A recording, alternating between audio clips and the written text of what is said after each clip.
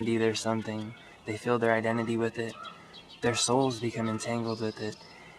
It takes a tremendous personal realization of their own, or personal effort of their own, to overcome that, you know? And I don't know how that's going to happen within the next generation, with ever. I don't understand how that's ever going to happen. The only way that I see that this ending, that this, like, coming to a head and getting dealt with, and we all move over and get past this, is like one big explosion of conflict and one big, like, war, you know? That's the only way that I see this finishing. These people have made Christianity their identity so much, in a bad way, not in a good way. They didn't use it to uplift themselves, rather that they use it to enslave themselves without knowing. But this world is given over to Satan, including the church. How else could you explain why, the Catholic Church murdered so many millions of people? You forgot about that part, didn't you? The Catholic Church murdered millions of people. They were the head of authority for a long, long time. You know? They were the rulers of the world for a long, long time. Until states began to assert their dominance. But the church still tries to influence power politics. I mean, that power and that money, that old wealth, that old power doesn't go anywhere. It stays right there until it's split apart by some genius like Martin Luther or something, or the second Christ, which will come and destroy everything. The total resurgence of Christ consciousness in general is going to destroy these old power structures, along with, I believe, chaos and wars. But either way, these power structures, they haven't gone anywhere.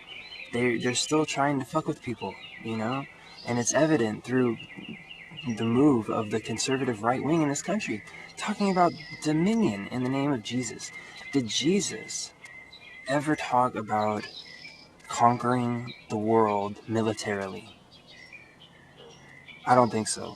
If you can find one single verse where Jesus talks about conquering the world militarily, then please let me know. Please show it to me.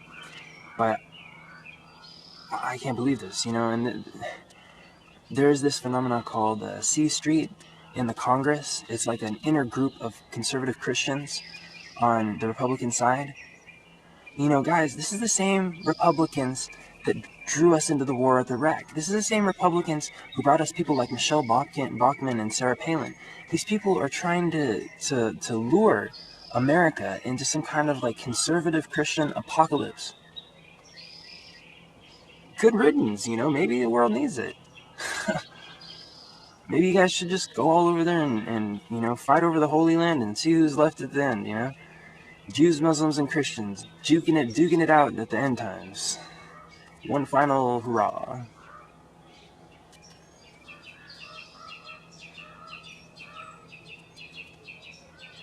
Again, if you wanted to speak to somebody, if you wanted to speak to a group of followers as a Christian pastor, and if you really generally were concerned for their well-being, if you were genuinely concerned for their life, and generally loved them, and generally loved God and loved the world, you wouldn't be trying to whip people up in a fanatical frenzy. You'd be speaking very calmly, rationally, level-headedly. And you would be, uttering things which wouldn't cause harm, which wouldn't incite others to cause harm to others or themselves. You wouldn't do that if you were someone who loved them and cared about them and cared about the things which Jesus cared about.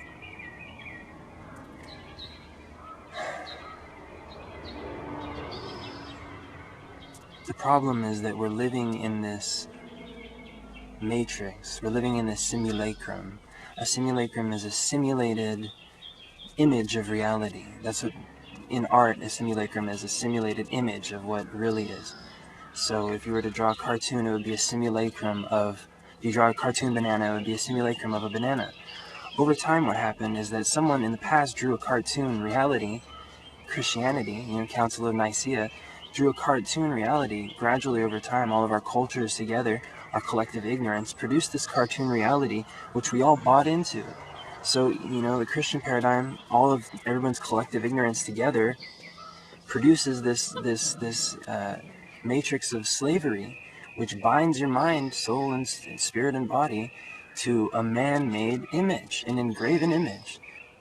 Your mind, soul, spirit, and body are bound to a man-made image of what that man has told you God is about.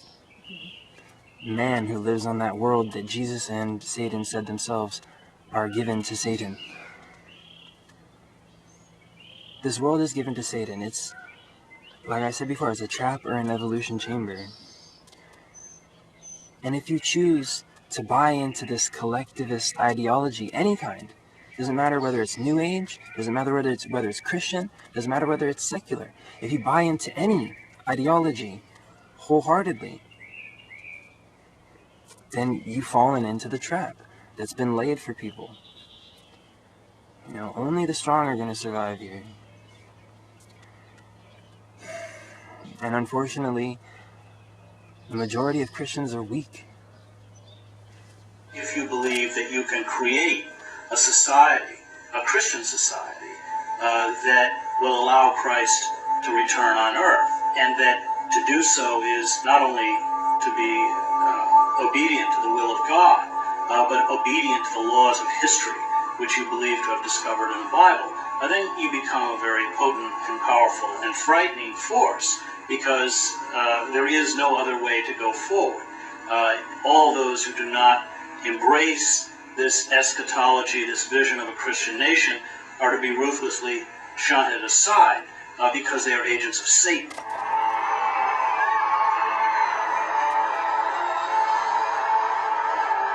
Wow, this is Christian.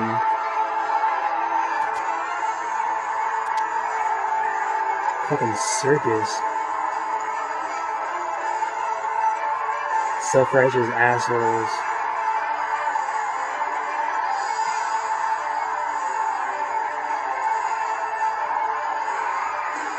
Wow.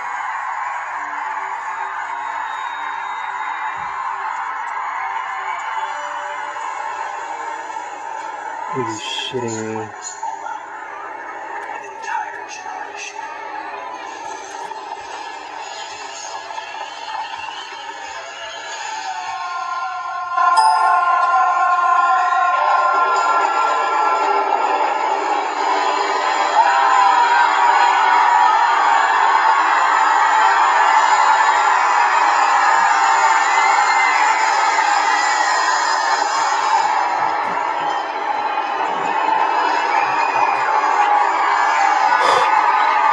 Are you serious?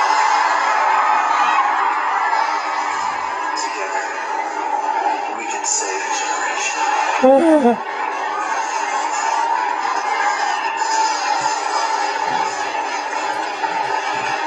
What?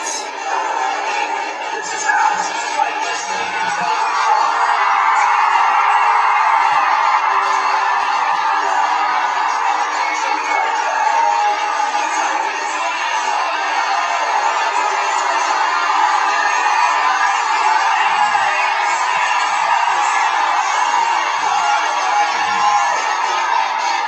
Only 4% will be Bible-believing Christians in your generation. That means 96% are living outside of the cover of their Father, the Father in heaven. Oh, yeah. And they're living with the pigs. They're surrounded by sin. Yeah. You have real live pigs in the SBC park with you. Looks like they're having a good time, doesn't it? Oh my God. Hanging out with pigs. God is waiting for us to turn and get out of the pig pen. Run as fast as we can away from it. If you're ready to leave the pig pen, say, I'm out of here. I'm going to die to myself. I'm going to take up the cross and follow me. This is what I want you to do. See, that he's a very, very talented mind controller. He got this graphic example of pig pens down there. This guy looks like a pig to me. Look at this guy. Look at this triple chin he's got going on. He's looking a little piggly. Maybe he's afraid of pigs, you know, because he's so pig-like. I want you to stand to your feet, one at a time, and shout as loud as you can, I want the cross!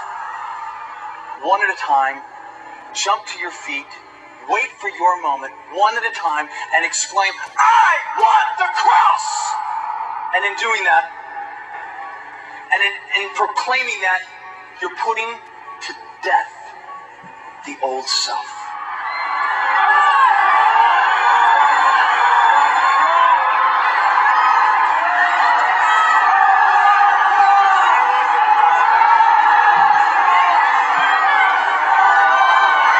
Look at this confused horde of fucking simpletons. The thing about it, it's for a good cause.